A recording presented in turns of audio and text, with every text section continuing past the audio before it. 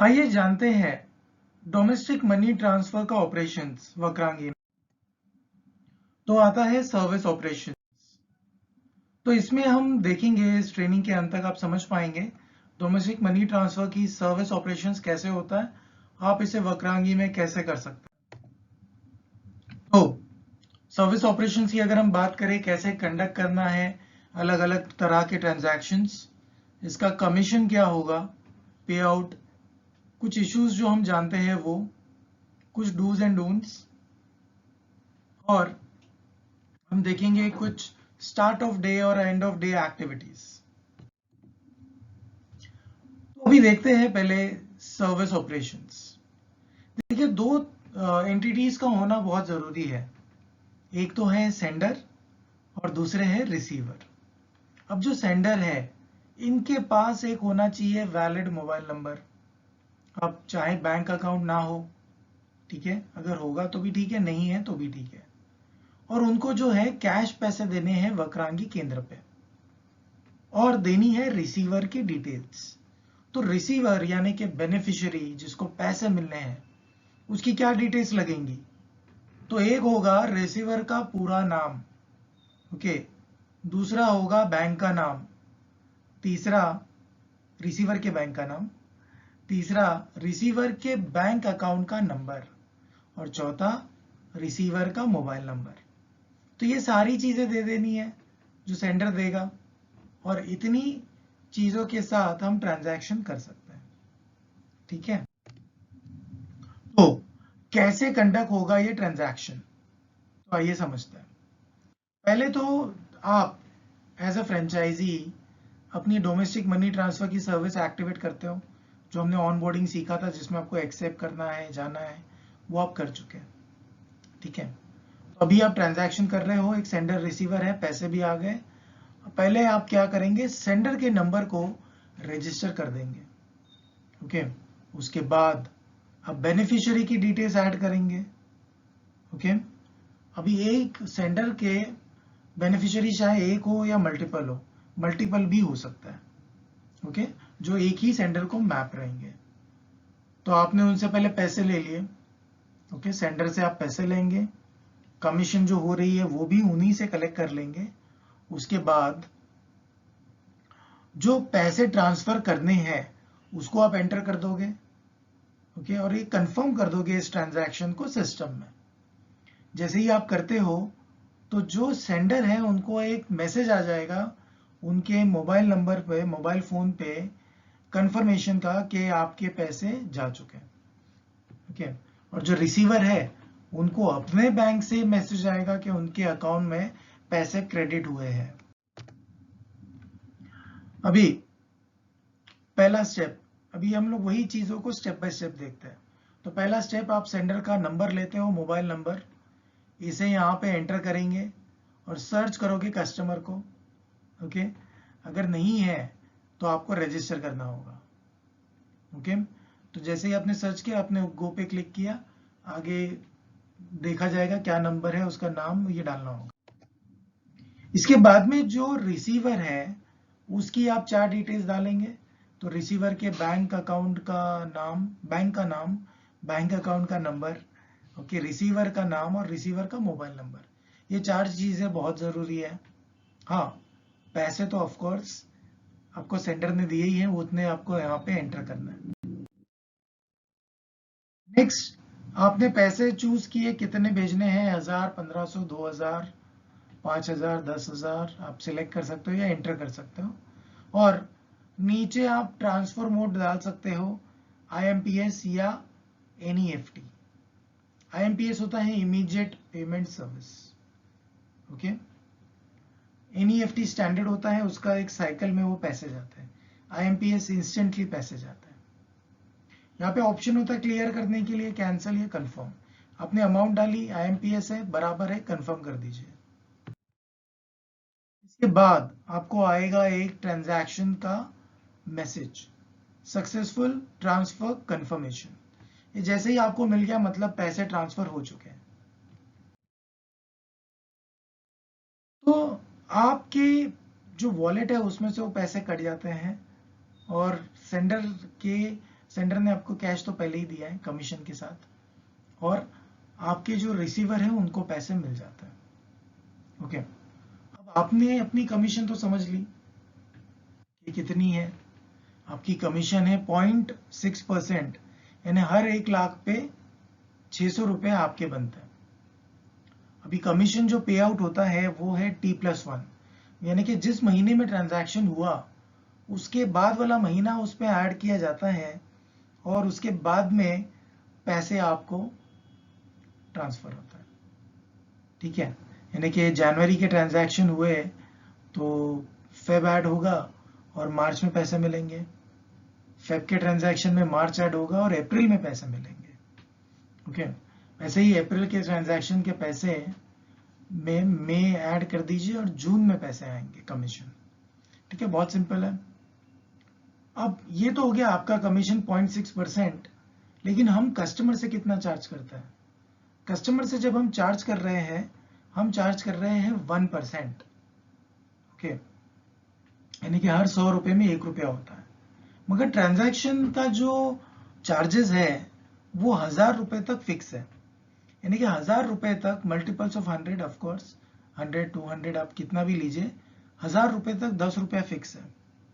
Okay, और 1000 के बाद जितना भी पैसा होगा उसका 1% आ रहा है, यानी कि 1200 रुपए में 12 रुपए, 3000 रुपए में 30 रुपए, 5000 रुपए में 50 रुपए, 2000 में 20 रुपए, यानी कि जो भी होगा उसका 1% आप उनको बोलोगे उसके चार्जेस है। तो कस्टमर को अगर 1000 रुपए भेजने हैं वो आपको 1000 देंगे और 10 रुपए और देंगे, ये हो गया पूरा अमाउंट। देखिए, अभी कुछ एक इश्यूज है जो हमने ऑब्जर्व किए हैं, वो हमको बता देते हैं। कभी कभी क्या होता है, सिस्टम रिलेटेड रिजेक्शन होता है ट्रांजैक्शन का। अगर ऐसा होता है तो आपका पैसा इमीडिएटली रिवर्स हो जाएगा। ओके, अगर समझिए सिस्टम स्लो चल रहा है, स्लोनेस है, समझिए एनपीसीआई का जो चैनल है वहां पर प्रॉब्लम है, वहां पर से स्लो चल रहा है, तो क्या होता है ना कि आपको रिफंड मिलता है। ओके, आपको रिफंड देना होता है अपने कस्टमर को, लेकिन सिर्फ और सिर्फ कंफर्मेशन आ जाने के बाद। क्योंकि क्या होता है ना, ये सर्वर के एरर्स कभी कभी टाइम लेते हैं, कभी कभी इंस्टेंटली मैसेज आता है, बट मैक्सिमम टाइम जो है इसका जो टैट है, टर्न अराउंड टाइम, वो है 3 दिन का। ओके, यानी कि आज एरर हुआ तो नेक्स्ट 3 डेज में कभी भी मैसेज आ सकता है कस्टमर को। ठीक है, कैंसलेशन या एरर का मैसेज तो इमीडिएट हो जाएगा, बट जो रिफंड होता है उसके लिए जो एक ओटीपी आता है वो नेक्स्ट 3 डेज में आ सकता है। ओके, तो ये ओटीपी क्या होता है, मैं आपको रिफंड प्रोसेस समझा देता हूँ। देखिए, कभी कभी पैसे अगर ट्रांजैक्शन एरर आया, कैंसिल हुआ, इमीडिएट पैसे वापस आ गए, मगर समझिए कभी पैसे ट्रांसफर करने में, ट्रांजैक्शन करने में कोई एरर आ रहा है, ओके, रिजेक्ट हो गया। ओके, कस्टमर को एक ओटीपी मिलेगा उनके मोबाइल नंबर पर, उनके मोबाइल नंबर पे आएगा एक ओटीपी। ये ओटीपी ये आपको देंगे। ओके, और आप ये ओटीपी एंटर करेंगे सिस्टम में, और जैसे आप ओटीपी एंटर करते हो सिस्टम में, ओके, उसके बाद आपका जो वॉलेट है ना उसमें क्रेडिट हो जाएगा रिफंड अमाउंट। ओके, आपने ओटीपी अपने सिस्टम में डाला है और आपको वॉलेट में रिफंड अमाउंट आ जाएगा। चार्जेस तो आपको क्या करना है, कस्टमर को पैसे वापस देना है रिफंड के वक्त। तो ये प्रोसेस होता है रिफंड का। अभी कुछ डूज एंड डोंट्स है, मतलब जो करना चाहिए नहीं करना चाहिए वो देख लेते हैं। देखिए, पहले तो आप इंश्योर कीजिए कि वॉलेट में पैसे हैं। ओके, वॉलेट आपको याद है हमने देखा था मॉड्यूल 1 में, तो वॉलेट में जो रिचार्ज होता है जिसमें VKRNG और आपका VKID, ये वर्चुअल अकाउंट होता है जिसमें आप पैसे डालते हो। येस बैंक से भी 30 मिनट लगते हैं पैसे आने में, तो इसीलिए कोशिश करें कि आप काफ़ी सारा पैसा रखें अपने वॉलेट में, क्योंकि अगर डोमेस्टिक ट्रांसफ़र आपके से ज़्यादा हो रहा है और पैसे ख़त्म हो जाते हैं तो आपके कस्टमर को आधा घंटा रुकना पड़ सकता है, हो सकता है कि वो कहीं और चले जाए। ओके, दूसरी चीज़, आप है ना डिस्प्ले कीजिए पोस्टर आपके सर्विस के बारे में सभी तरफ। आपके शॉप के अंदर भी लगाइए, मतलब आपके फ्रेंचाइजी के अंदर लगाइए, पोस्टर बाहर लगाइए, पैम्पलेट्स ब्रोशर्स बांटिए आसपास। पूरा आर्टवर्क, पूरा का पूरा मार्केटिंग मटेरियल आपके वीकेएमएस में अवेलेबल है।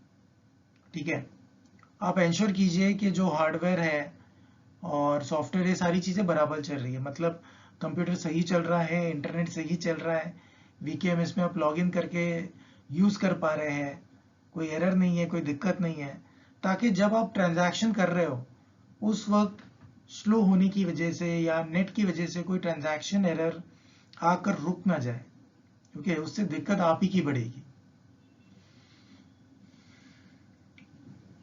उसके अलावा आपको ध्यान रखना है कि आप जो पैसे हैं चार्जेस के साथ, वो पहले ही ले लो अपने कस्टमर से। ओके, क्या होता है ना, देखिए बहुत बारी हम पैसे बाद में लेते हैं, लेकिन उसमें जो सबसे बड़ा इशू या सबसे बड़ा जो कंसर्न जो है कि क्या होगा अगर उनके पास ऊपर के जो चार्जेस है वो नहीं है। ओके, एक दूसरा, क्या होगा अगर जो पैसे ट्रांसफर करने उसी में कुछ कम है और आपने तो ट्रांसफर कर दिए, तो कभी कभी ये रिकवर करने में आपको टाइम लग सकता है या दिक्कत आ सकती है। इसीलिए पैसे पहले ही ले लें कन्वीनियंस चार्जेस के साथ। इसीलिए आपको कन्वीनियंस चार्जेस पहले बता देना है कि कितना है, क्लियर कर देना है कस्टमर को कि इतने पैसे लगेंगे इस अमाउंट को भेजने में। तो कस्टमर अगर ओके बोल रहा है तो ही आपको आगे बढ़ना है।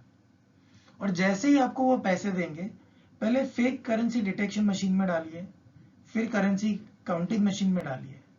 इससे क्या होगा ना, आपको समझ में आ जाएगा कि फेक नोट है नहीं है, और करेंसी जो है उसकी काउंट भी प्रॉपर आ जाएगी। ऑलराइट, डोंट्स, ऐसी चीजें जो आपको नहीं करनी है। देखिए, अगर कभी कोई ट्रांजैक्शन रिजेक्ट हो जाता है तो रिफंड प्रोसेस फॉलो कीजिए। बिना रिफंड प्रोसेस फॉलो किए किसी को भी पैसे आप लौटा मत दो। ओके, हो सकता है बाद में कि ओटीपी आए ही ना, उनको मैसेज आ जाए कि डिलीवर हो गए पैसे, और आप भी पैसे उनको वापस कर चुके हैं। तो इसमें अगर कस्टमर वापस आता है तो ठीक है, वरना नुकसान हो जाता है। ऑलराइट, तो इसीलिए हमको क्या करना है, रिफंड प्रोसेस, अगर समझिए सिस्टम स्लो चल रहा है, थोड़ा टाइम ले रहा है, रुक जाइए। जब तक कंफर्मेशन नहीं आता कि रिजेक्ट हो गया, कस्टमर को ओटीपी नहीं आता, तब तक रिफंड नहीं करना है। ठीक है, पैसे कभी भी कलेक्ट कीजिए कस्टमर से, और ट्रांजैक्शन उनके सामने कीजिए। कभी भी ये मत करना कि आपने पैसे लेके रख दिए, बाद में ट्रांजैक्शन किया, अगर बाद में कोई एरर आया तो कस्टमर आप पे भरोसा शायद ना करे। ठीक है, और वो शायद रुकेंगे नहीं उतने 3 दिन तक, और आपसे रिफंड शायद पहले ही मांग लेंगे। इसीलिए कभी भी रिफंड मत कीजिए जब तक प्रोग्रेस में है, होल्ड पर है, स्टेटस, रुक जाइए, कंफर्म होने दीजिए। या तो हो गया, या तो मैसेज ओटीपी आ गया कि रिफंड है, तो आप रिफंड दे दो। ओके, किसी भी राउंड द ट्रिप ट्रांजैक्शन में आप मत जाइएगा। ओके, ये एंटी मनी लॉन्ड्रिंग लॉ में आता है, उसके रूल्स में। देखिए, मनी लॉन्ड्रिंग में क्या होता है कि पैसे यहाँ से वहाँ अलग अलग तरीके से भेजे जाते हैं। आपको समझ में आ जाएगा, जो इस तरह के व्यापारी हैं, जो इस तरह का गलत बिजनेस कर रहे हैं, तो आपको उनका ट्रांजैक्शन अवॉइड करना है। ठीक है, इसके अलावा जो मनी लॉन्ड्रिंग में दूसरा तरीका यूज होता है, वो होता है 1 to many, many to 1। बहुत सारे अकाउंट से एक जन को पैसा भेजा जाता है, एक अकाउंट पे, एक अकाउंट से बहुत सारे अकाउंट पे भेजे जाते हैं पैसे, फिर वहां से वो आगे इधर उधर फैलाए जाते हैं। तो ये सारी चीजें होती है, तो ये नहीं करना है। हाँ, अगर किसका जेन्युइन रीजन है तो कर दो। जेन्युइन से मेरा मतलब क्या है, देखिए कोई ठेकेदार है, कोई व्यापारी है, ठीक है, कोई जो भी एक सुपरवाइजर है जो अपना काम कर रहे हैं, उनको अपने मजदूरों को पैसे देने हैं, उनको दूसरे दुकानों को पैसे देने हैं। उन्होंने आपको लिस्ट दी, हाँ ये 5 दुकानें, इनको भेज दीजिए, ये इतने हमारे मजदूर है, इनको इतने इतने पैसे देने, आप दे दीजिए ट्रांसफर। तो वो ठीक है, वो 1 to many में नहीं आया, क्योंकि वो एक जेन्युइन रीजन है, तो इसमें ट्रांजैक्शन होने देना है। ओके, और एक चीज, कभी भी किसी भी कस्टमर का इंफॉर्मेशन किसी और को मत देना। ओके, वो आपको बोलेंगे कि हम इनको अकाउंट ओपन करने में हेल्प करेंगे, या हम कोई लोन प्रोवाइड कर रहे हैं, जो भी सर्विस हम बेच रहे हैं, तो आपको हम डेटा का पैसा दे रहे हैं, आप दे दो। देखिए फ्रॉड हो सकता है, कुछ भी हो सकता है। सबसे मेन कस्टमर का भरोसा टूटता है, कस्टमर शायद आपके पास दोबारा नहीं आएंगे। ठीक है, तो कस्टमर का ट्रस्ट बहुत इंपॉर्टेंट है।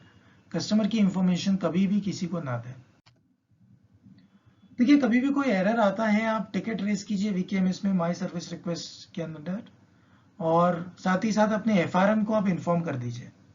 ओके, उसके बाद में आप स्पॉक जो है उनसे बात कर सकते हो, santosh.patole@vakrangi.in, इन्हें आप ईमेल लिखिए। या इसके भी अगर कोई एरर ज़्यादा ही कुछ बड़ा प्रॉब्लम है तो जो हेड ऑफ डिपार्टमेंट है रवि भवनानी जी, आप उन्हें भी ईमेल लिख सकते हैं, ravi.bhavnani@vakrangi.in। ये था पूरा प्रोसेस, बहुत ही सरल, बहुत ही आसान, जो आप अपने वीकेएमएस से करते हो और अपने वक्रांगी वॉलेट से ये पैसे ट्रांसफर करते हो। ठीक है, तो ये प्रोसेस तो अभी आप समझ चुके हैं। इसके बाद हम देखेंगे कुछ और तरीके जिससे आप ये बिजनेस बढ़ा सकते हो।